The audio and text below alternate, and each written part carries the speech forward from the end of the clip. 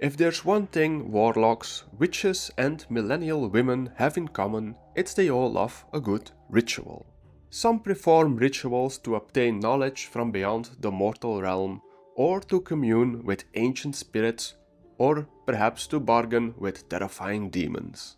Others just do it for good vibes and to manifest the lifestyle of the TikTok influencer they envy. During these rituals, certain items are often used to amplify the power or effectiveness of the rite. Stuff like ritual knives, candles, incense, herbs, statues of deities, crystals, wine, and so on. Now, since most millennials and zoomers can't be trusted with sharp objects or possible fire hazards, and having a ritual with cheap boxed wine isn't exactly Instagrammable, a lot of these modern Wicca types seem to have settled on crystals. The odds of a crystal burning your house down are pretty low and they look pretty fancy on a shelf.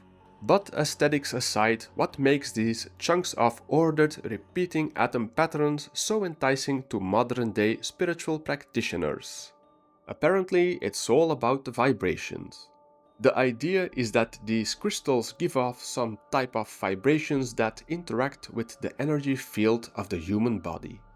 The pulsating crystal can supposedly fix energy blockades or redirect the energy flow, which can have a positive effect on mind, soul, and body, alleviating stress, improving focus, and even help heal physical ailments. But no crystal is a cure-it-all rock for those seeking healing vibrations.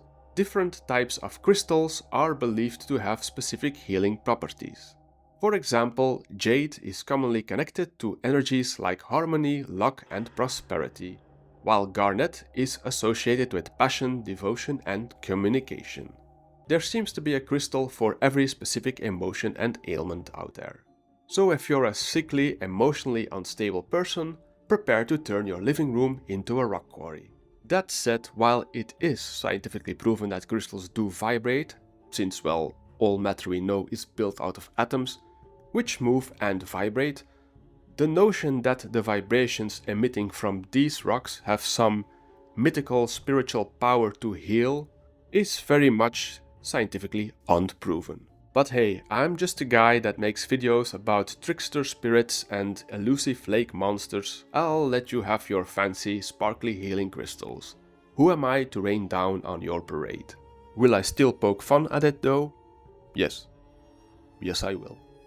With the rise of millennial snap, yes queen capitalism, you have a wide selection of places to purchase crystals for your spiritual placebo mental health medication.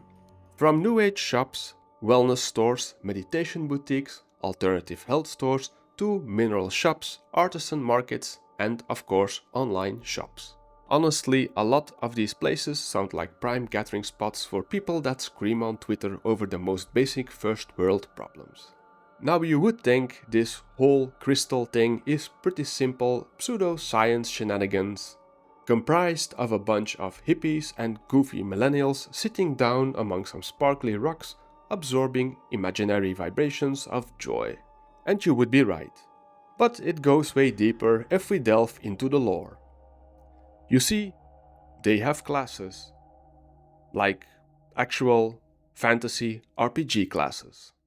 For example, a crystal worker is a very broad term for anyone that uses these stones for pretty much any spiritual purpose.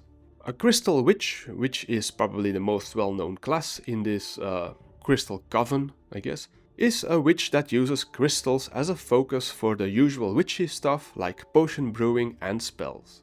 People that mainly use crystals for rituals fall under the term ceremonial magician.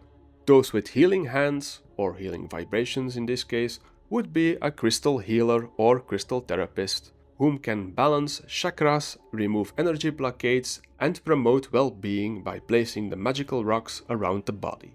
Someone who just owns these crystals, for example for grounding, which is absorbing the crystal's positive effects by just holding them or having them nearby, without any rituals or hocus pocus, are called crystal collectors or enthusiasts. I wonder if these guys are the tourists of the crystal community.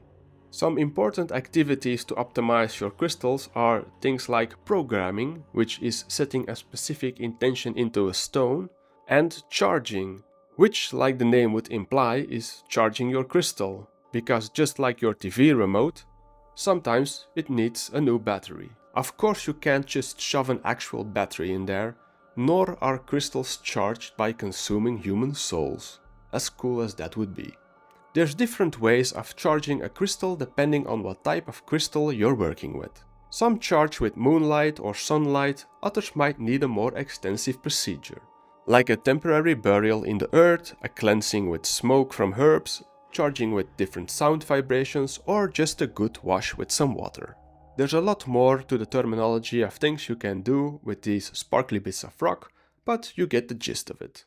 If we go back to the fantasy RPG analogy, then the spiritual crystal community would be like a Final Fantasy game with every class being a support healing class with only minor passive mending abilities. They could really use some more offensive classes. Like, I don't know, a crystal berserker perhaps. It could be a drunk hillbilly throwing crystals at people. Awkward game references and excessive terminologies aside, the main problem that plagues the crystal community is an ethical one about the sourcing of these precious gems. Crystals don't grow on trees and you won't find them just laying about. These pretty stones are the result of a natural process. When atoms arrange themselves to form a crystal lattice, a collection of highly ordered repeating patterns, under specific conditions triggered by pressure, temperature, cooling, mineral fluids and time, resulting in these mineral structures called crystals. And most crystals have to be mined, which can raise questions concerning environmental damage and bad labor conditions, especially if the crystals are mined in countries that don't mind bending the rules if the price is right. Crystal mining can lead to deforestation, the destruction of wildlife habitats, soil erosion, water containment, and general damages from heavy machinery. A more social criticism to spiritual crystals involves some cultural appropriation, as it can hijack ancient indigenous spiritual traditions to downgrade them into simple, commercialized, consumer-friendly trends to appease the average soy frappuccino sipping yuppie. Sometimes these crystals are hyped up to be magical cure-it-alls, duping gullible people in overspending. And to make matters worse, they might be paying big bucks for crystals that might not even be real. Sketchy sellers have been known to sell painted stones or glass marketed as natural crystals. Your best bet to buy affordable ethical natural crystals would be to shop at your local goblin cave. Now this is the real deal. None of that corpo crap. These crystals are 100% natural, sourced by goblins and maybe some dwarves. You know it's the real deal because a lot of the crystals are still covered with fresh dirt and bat feces. Let's see what types of magical crystallized bits they sell here. Well, this is certainly an interesting selection. Perhaps it's worth mentioning for those that swear by the benevolent powers of these crystals that not every gem might be a beacon of healing aura. There are stories from spiritual crystal users about certain gems backfiring on them, doing harm instead of healing. From inducing a feeling of general unease to a deep anxiety. Could it be that the crystal is wrongfully reflecting the inner turmoil of its user instead of mending it? Or was there negativity already stored in the stone which is now leaking out? Or I suppose a primeval Babylonian demon could have been slumbering in the crystal and now it's trying to possess you to start its reign of slaughter. Best not to dwell on silly things like that. Whether you believe in the spiritual powers of crystals or not, they do make for great decoration in your home.